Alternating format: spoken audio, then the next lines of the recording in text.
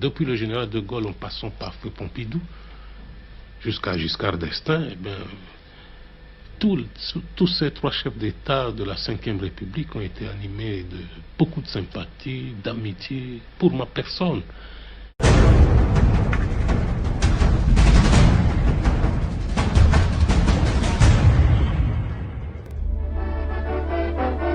Une silhouette populaire, une allure de souverain, 10 ans de pouvoir absolu ont fait du général Mobutu un chef d'État sûr de lui qui se veut d'abord le chef du parti officiel, le MPR. Le président de la Cour suprême, le citoyen Bayona, doit lui aussi lui prêter personnellement serment. Au président fondateur du mouvement populaire de la Révolution, président de la République, obéissance à la Constitution et aux lois de la République du Zaïre. Je vous donne l'acte de votre prestation de serment en tant que premier président de la Cour suprême de justice. La doctrine du parti a pris tout naturellement le nom du fondateur, c'est le moboutisme, dont le maître mot est l'authenticité, une version zaïroise du nationalisme. Quelle est la définition et quelle est la portée du moboutisme? Je ne vous le cache pas, je dois être sincère avec vous. Il y avait dans ce pays certaines habitudes qui faisaient de nous, Zaïrois, en quelque sorte de Belges d'Afrique. Et moi, je me suis révolté contre cela. Ce n'est pas parce que nous avons été colonisés par la Belgique qu'on nous prendrait ici au cœur de l'Afrique comme des Belges d'Afrique, avec des habitudes belges et tout ça. Prenons l'exemple des prénoms.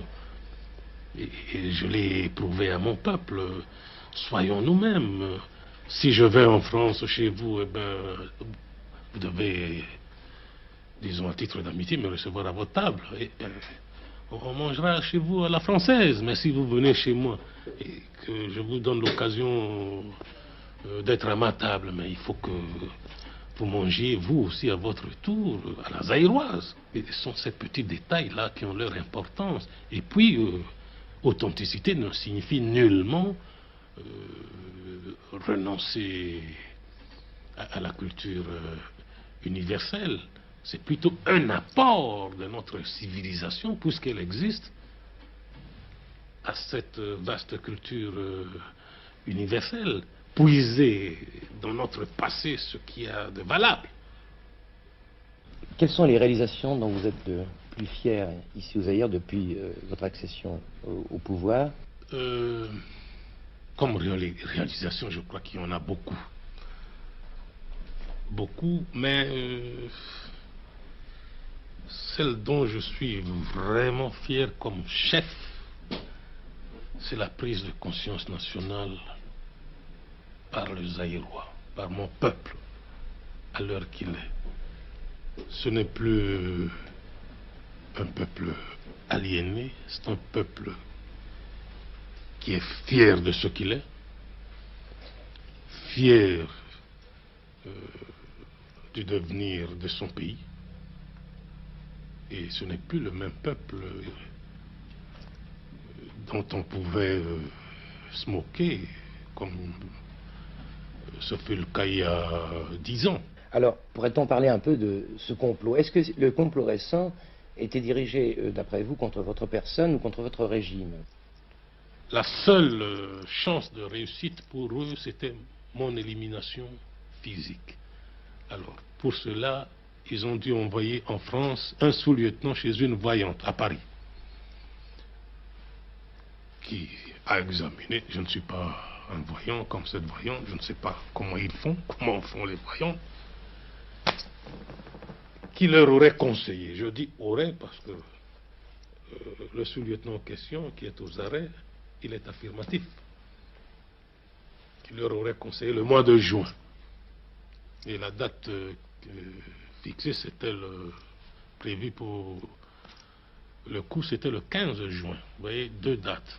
30 septembre ou plus tard pour le coup d'État, mon élimination physique le 15 juin, parce que le mois était, d'après la voyante, favorable. Et tout a échoué pour des raisons que vous connaissez déjà. Qu'est-ce que vous attendez de la prochaine visite du président Giscard? Voilà, le président Giscard d'Estaing est un homme d'État que j'ai appris à connaître depuis 1972. Lorsqu'il nous a rendu visite ici, il était de passage. Je l'ai reçu à déjeuner. Depuis lors,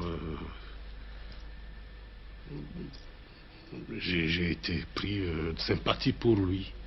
Et ce que vous devez aussi savoir, c'est que du monde entier, j'étais le tout premier chef d'État à lui adresser un message de félicitations après son élection.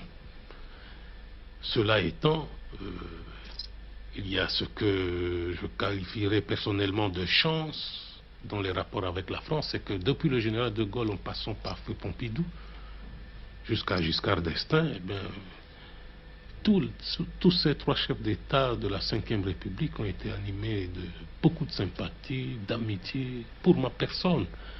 Et la venue ici du président Giscard d'Estaing est attendue avec beaucoup d'impatience par tout le peuple zaïrois et son chef, parce que cette venue, cette rencontre au sommet va permettre et à la France et aux Zaïre de renforcer leurs liens sur tous les plans, dans tous les domaines.